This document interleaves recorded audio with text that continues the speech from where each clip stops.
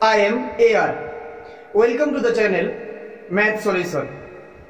আজকে আমি তোমাদের সামনে উপস্থিত হয়েছি সম্পূর্ণ নতুন একটা ক্লাস নিয়ে। আজকে আমরা করব ক্লাস 7 এর সময় ও দূরত্ব অধ্যায়ের অর্থাৎ কষে দেখি 15 এর অঙ্কগুলো। এর আগে পার্ট 1 এবং পার্ট 2 তে আমরা বেশ কিছু অঙ্ক করেছিলাম। আজকে আমরা পার্ট 3 তে পরবর্তী অঙ্কগুলো করব। ক্লাসটি শুরু করার আগে বলছি যে তোমরা অবশ্যই ক্লাসটি সম্পূর্ণ দেখবে, কারণ আমরা জানি ম্যাথ বিষয়টি একটি গুরুত্বপূর্ণ বিষয়। এখানে যদি আমরা একটু ক্লাসকে যদি অবহেলা করি তাহলে অবশ্যই অঙ্ক বিষয়ে আমাদের দুর্বলতা থেকে যাবে। অতএব আমাদের উচিত সম্পূর্ণ ক্লাসটি দেখা। আশা করি তোমরা সবাই সম্পূর্ণ ক্লাস দেখবে। তাহলে আমরা আজকে ক্লাস 7 এর সময় ও দূরত্ব অধ্যায়ের কষে দেখি 15 এর অঙ্কগুলো করব। এই অধ্যায়ের প্রাথমিক ধারণা সম্বন্ধিত যে পার্ট 1 রয়েছে সেটা অবশ্যই তোমরা দেখবে, কারণ কোনো অধ্যায় সম্বন্ধে জানতে হলে আগে তার প্রাথমিক ধারণা অবশ্যই আমাদের জানতে হবে। ফলস্বরূপ আমরা পরবর্তী যে ব্যবহারিক প্রয়োগ আমরা দেখতে পাবো সেগুলো আমাদের কাছে অনেকটাই সহজ হয়ে যাবে। অতএব তোমরা এই ক্লাসটি দেখার আগে অবশ্যই তোমরা পার্ট 1 এবং পার্ট 2 এর ক্লাসটা অবশ্যই দেখবে। তাহলে আমরা শুরু করছি ক্লাস 7 এর কষে দেখি 15 এর অঙ্কগুলো। এর আগের ক্লাসে আমরা 1 এবং 2 নম্বর অঙ্কটা করেছিলাম। 3 নম্বর অঙ্কটা বলছে যে গতিবেগ স্থির রেখে সময়ের সাথে অতিক্রান্ত দূরত্বের সম্পর্ক খুঁজি। নিজে গল্প তৈরি করি ও সম্পর্ক খুঁজে লেখে। অর্থাৎ পার্ট 1 যদি আমরা লেকচারটা যদি আমরা দেখে নিই বা ক্লাসটি করে নিই তাহলে এই অঙ্কটা আমাদের অনেকটাই সহজ হয়ে যাবে। এটা নিজেদের মতো অঙ্কটা করবে। 4 নম্বর অঙ্ক থেকে আজকের এই ক্লাসটি শুরু করব। তাহলে আমরা 4 নম্বর অঙ্কের মাধ্যমে আজকের এই ক্লাসটি শুরু করছি। 4 নম্বর অঙ্কটা বলছে যে আমি বাসে 12 কিলোমিটার 40 মিনিটে গেলাম, বাসের গতিবেগ ঘন্টায় কত? তাহলে আমাদের বের করতে হবে কি গতিবেগ, আর দেওয়া আছে কত যে বাসটি 12 কিলোমিটার যাচ্ছে কত মিনিটে? 40 মিনিটে। তাহলে আমরা এই অধ্যায়ের যে সূত্রগুলো সেগুলো একটু রিমাইন্ড করে নিই। কি ছিল যে গতিবেগ যদি ভি হয়, গতিবেগ যদি ভি হয়, অতিক্রান্ত দূরত্ব যদি এস হয় আর সময়টা যদি কি হয়, গতিবেগ ভি অতিক্রান্ত দূরত্ব এস আর প্রয়োজনীয় যে সময়টা সেটা যদি টি হয়, তাহলে সেই ক্ষেত্রে আমাদের প্রথম সূত্রটা কি ছিল? গতিবেগ সমান অতিক্রান্ত দূরত্ব বাই প্রয়োজনীয় সময়। এই হচ্ছে প্রথম সূত্র। অর্থাৎ এখান থেকে আমরা কি বলতে পারি যে গতিবেগের সংজ্ঞাটা আমরা জেনেছিলাম, এক সময়ে কোনো বস্তু নির্দিষ্ট দিকে যতটা দূরত্ব অতিক্রম করে তাকেই বলা হয় গতিবেগ। এই সূত্র থেকে আমরা পরবর্তী আরো যে সূত্রগুলো রয়েছে সেগুলো আমরা এস্টাবলিশ করতে পারি। কি দেব যে s ইজ ইকুয়াল টু আমরা কি v ইনটু t আর t ইজ ইকুয়াল টু কি s বাই v। এই হচ্ছে এই অধ্যায়ের প্রয়োজনীয় সূত্রাবলী। বাসের ক্ষেত্রে কি হচ্ছে যে অতিক্রান্ত দূরত্ব s সমান কত? 12 কিলোমিটার। ওকে, আর প্রয়োজনীয় সময় t সমান কত দেওয়া আছে? 40 মিনিট। ওকে, তাহলে s আমরা কি পেলাম? 12 কিলোমিটার আর t সমান কত পেলাম? 40 মিনিট। বলছে বাসের গতিবেগ ঘন্টায় কত? তাহলে আমাদেরকে ঘন্টায় প্রকাশ করতে হবে গতিবেগটা। তাহলে এখানে যে টিটা দেওয়া আছে সেটা কোন এককে? মিনিটে। তাহলে এটাকে আমাদের এট ফার্স্ট কি করতে হবে যে মিনিটটাকে ঘন্টায় কনভার্ট করতে হবে। তাহলে আমরা জানি যে মিনিটকে যদি ঘন্টায় কনভার্ট করি তাহলে কি করতে হয়?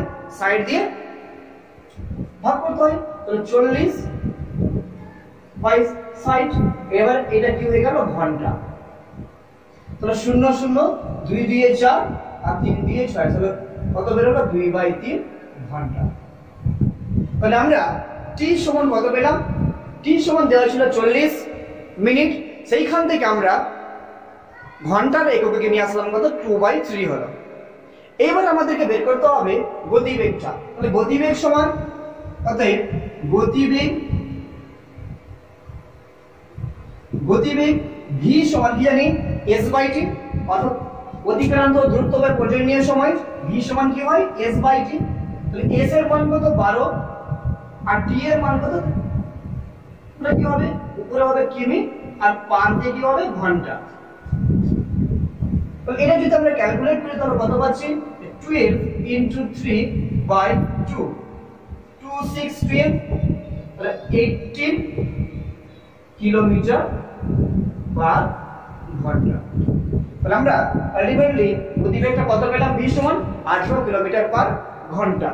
তাহলে আমরা কি লিখবো যে অতএব ফার্স্টের গতিবেগ, অতএব ঘন্টা কত অর্থ হচ্ছে যে 1 ঘন্টায় কত যাবে 18 কিলোমিটার। তাহলে গতিবেগটা কত পেলাম আমরা 18 কিলোমিটার পার ঘন্টা।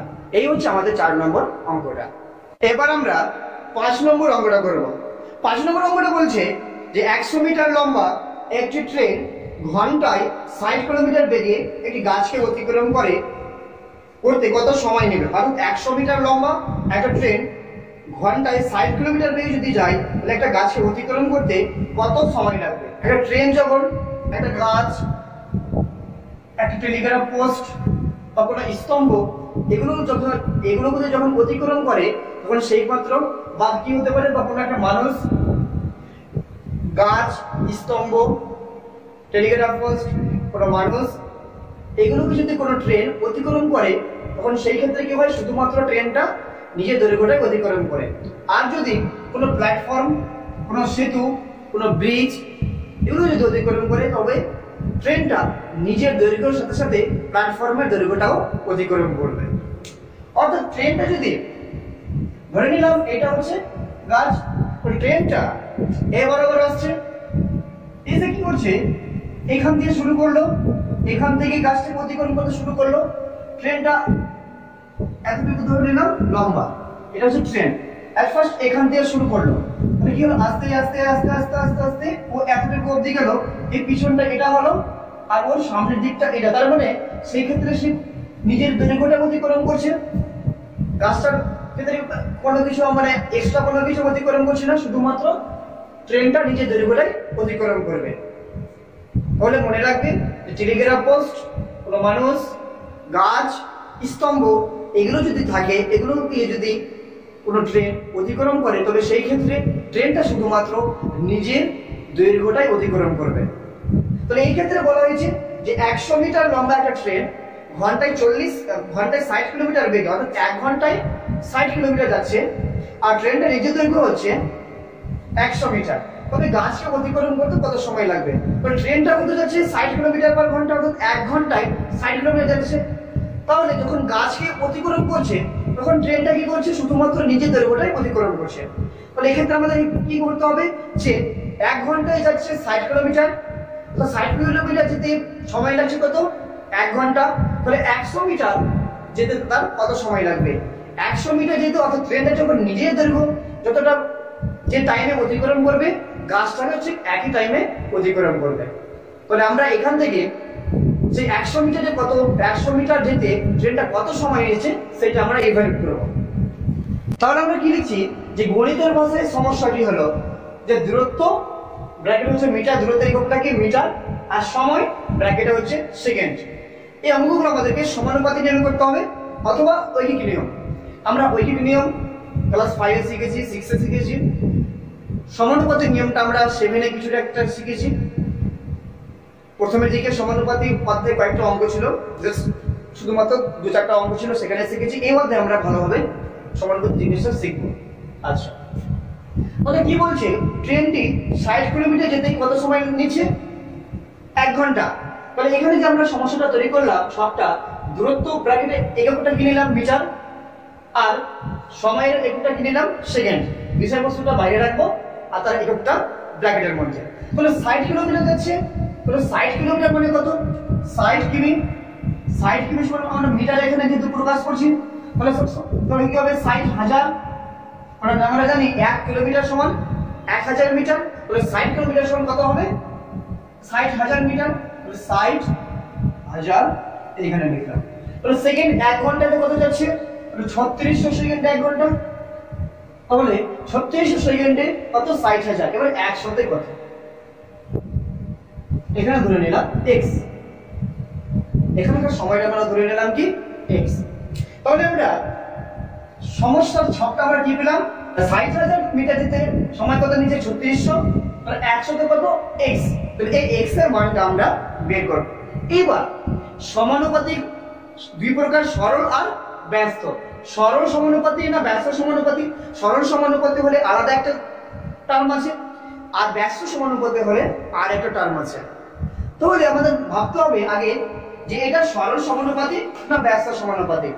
তাহলে আমরা যদি ভাবি কি 60,000 মিটার যেতে যদি কোনো একটা ট্রেনের 3600 সেকেন্ড সময় লাগে, 60,000 মিটার যেতে 3600 সেকেন্ড সময় নিচ্ছে, তাহলে 100 মিটার যেতে ট্রেনটার সময় কত নেবে? নিশ্চয় এই 3600 চাইতে কম সময় নেবে, কারণ 60,000 মিটার যেতে 3600 নিচ্ছে, সময় লাগছে ওর। কিন্তু যদি ওই ট্রেনটাই ওই একই স্পিডে, এখানে তো গতিবেগ বেড়েছে বা কমেছে কোনো কিছু বলা হয়নি, আমি গতিবেগটা স্থির রেখে দিলাম, অর্থাৎ একই বেগে ট্রেনটা 60,000 মিটার যেতে সময় নিচ্ছে কত? 3600 সেকেন্ড। ঠিক ওই একই গতিবেগে যদি ট্রেনটা 100 মিটার যায়, তাহলে নিশ্চয় সময়টা এই 3600 চাইতে কম লাগবে, নিশ্চয় কম হবে।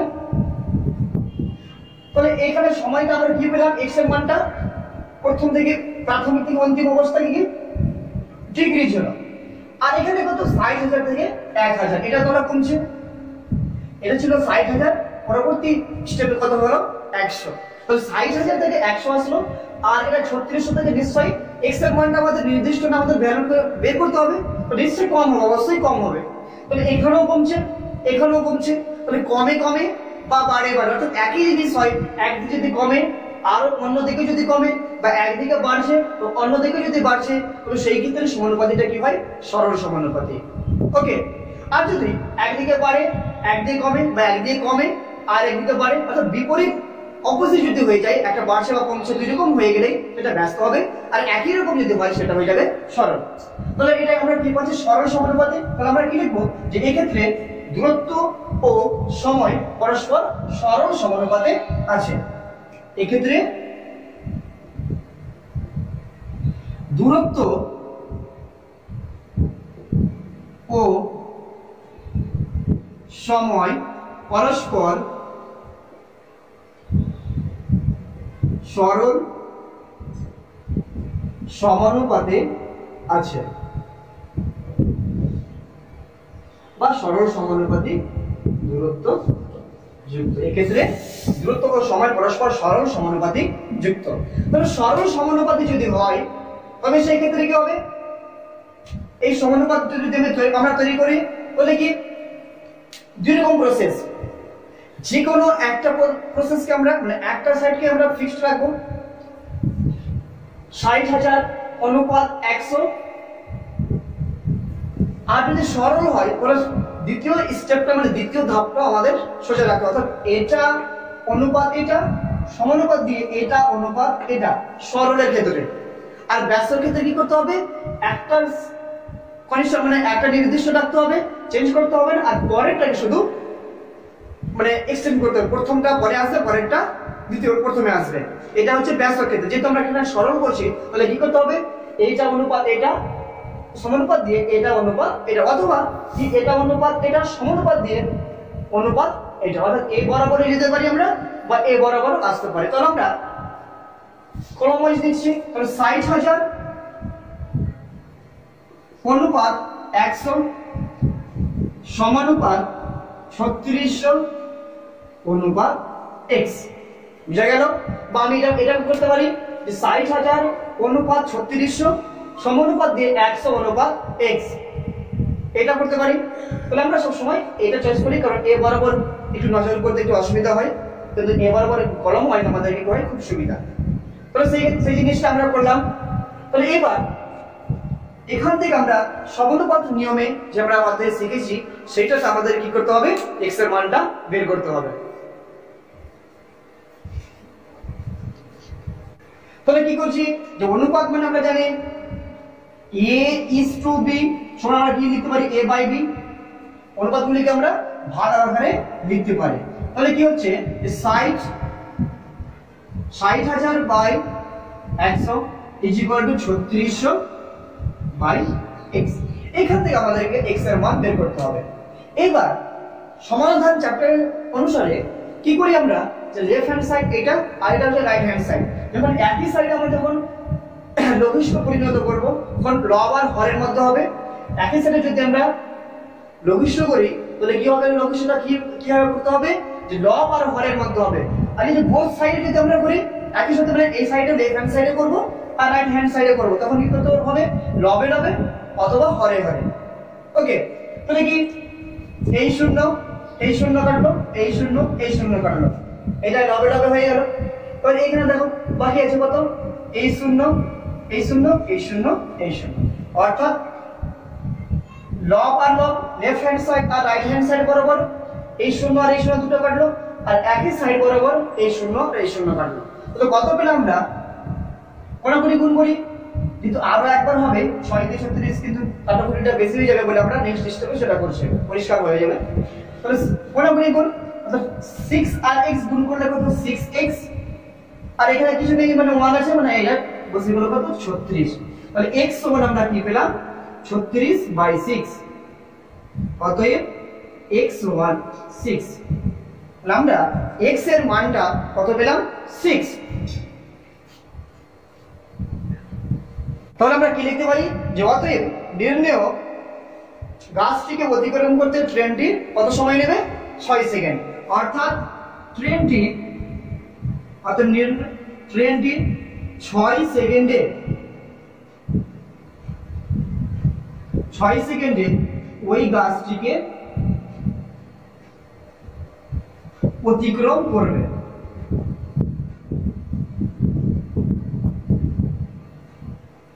ওকে, তাহলে গাছটিকে অতিক্রম করতে কত সময় নিচ্ছে, 6 সেকেন্ড। এই হচ্ছে আমাদের 5 নম্বর অঙ্কটা। ক্লাস বিষয়ে তোমাদের যদি কোনো কিছু জানা থাকে তাহলে অবশ্যই তোমরা কমেন্ট বক্সে লিখবে, পরবর্তী ভিডিওগুলোতে বা পরবর্তী ক্লাসগুলোতে আমরা সেটা তুলে ধরার চেষ্টা করব।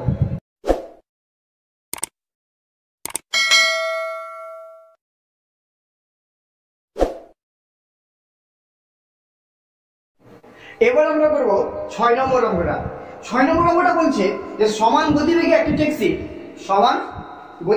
ট্যাক্সি 6 ঘন্টা 12 মিনিটে 217 কিলোমিটার যায়। 273 কিলোমিটার যেতে ট্যাক্সির কত সময় লাগবে? অর্থাৎ ট্যাক্সিটি 6 ঘন্টা 12 মিনিটে কত যাচ্ছে, 217 কিলোমিটার। 6 ঘন্টা 12 মিনিটে কত যাচ্ছে, 217 কিলোমিটার যদি যায়, তবে সেই ক্ষেত্রে 273 কিলোমিটার যেতে ট্যাক্সিটির কত সময় লাগবে সেটা আমাদেরকে বের করতে হবে। তাহলে এই ক্ষেত্রে আমাদেরকে আগে 6 ঘন্টা 12 মিনিট এই সময়টা সমান কত মিনিট সেটা আমরা বের করব।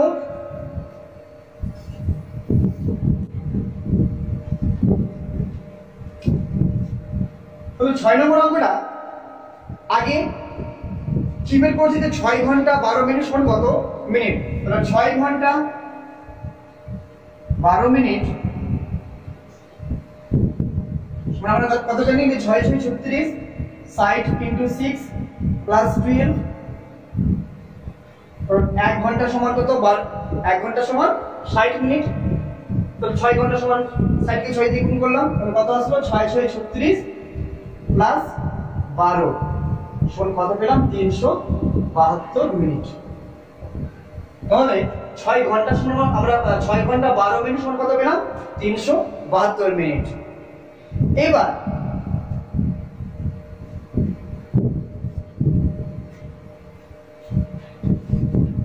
তাহলে কি পেলাম, যে 217 কি গণিতের ভাষায় সমস্যাটা কি হলো, যে দূরত্ব ব্র্যাকেটে কিলোমিটার নিলাম আর সময় ব্র্যাকেটে নিলাম কি মিনিট।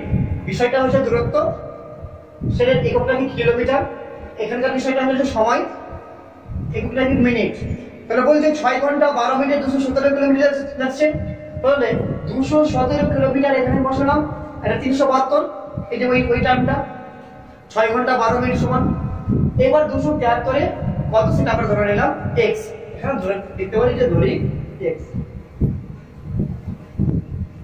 তাহলে একই রকম ভাবে দূরত্ব, অর্থাৎ 217 কিলোমিটার যেতে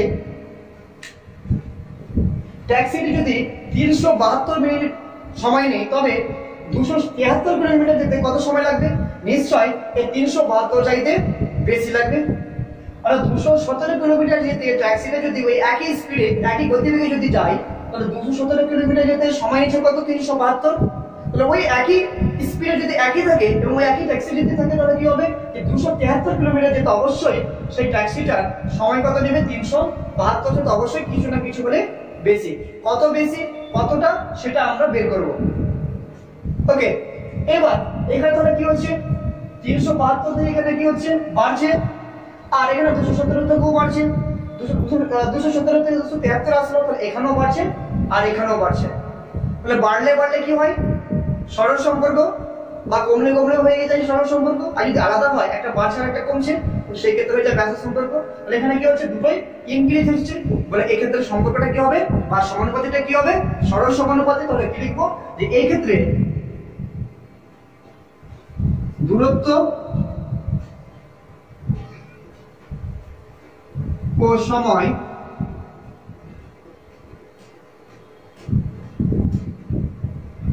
পরস্পর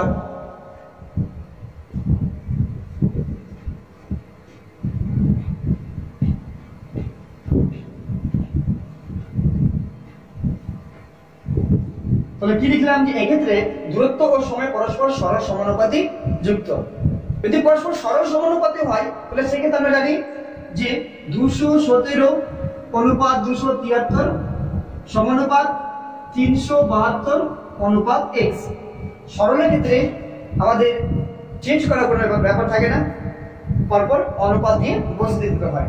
এখান থেকে আমরা কি x এর মানটা বের করব। তাহলে 217 by 273 is equal to 372 by x।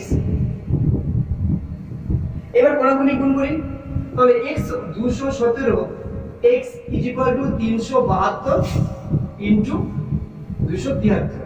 তাহলে x সমান 372 ইনটু 273 বাই 217। এবার এটাকে আমাদেরকে ক্যালকুলেট করতে হবে।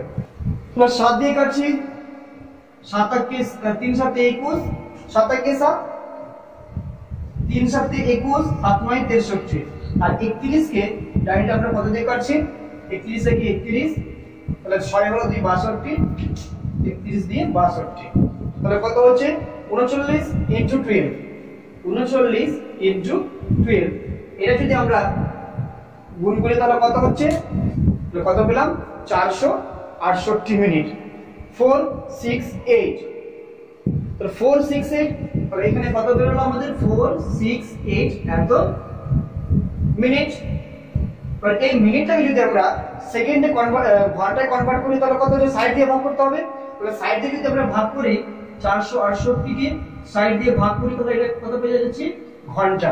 তাহলে এটাকে যদি আমরা 60 দিয়ে ভাগ করি, তো কত হচ্ছে? 6 7 42, 4 48। তাহলে কত হচ্ছে? এটা 7 ঘন্টা 48 মিনিট। সমান সমান কত হবে? 7 ঘন্টা 48 মিনিট। তাহলে আমরা রেজাল্টটা কত পেলাম? 7 ঘন্টা 48 মিনিট। তাহলে আমরা কি লিখবো? যে অতএব 273 কিলোমিটার যেতে ট্যাক্সিটির এত কিলোমিটার যেতে ট্যাক্সি কত? 7 ঘন্টা 48 মিনিট সময় লাগবে।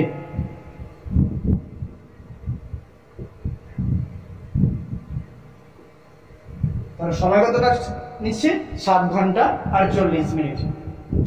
এই হচ্ছে আমাদের 6 নম্বর অঙ্কটা। এখান থেকে আমরা আজকের এই ক্লাসটি শেষ করছি। ক্লাসটি যদি তোমাদের ভালো লেগে থাকে, তাহলে অবশ্যই তোমরা লাইক কমেন্ট করবে। আর সময় ও দূরত্বের পার্ট 1 এবং পার্ট 2 এর ক্লাসগুলো লিংক ডেসক্রিপশন বক্সে দেওয়া আছে, তোমরা সেখান থেকে ক্লাসগুলো দেখতে পারো। ততক্ষণে তোমরা ভালো থাকো, সুস্থ থাকো।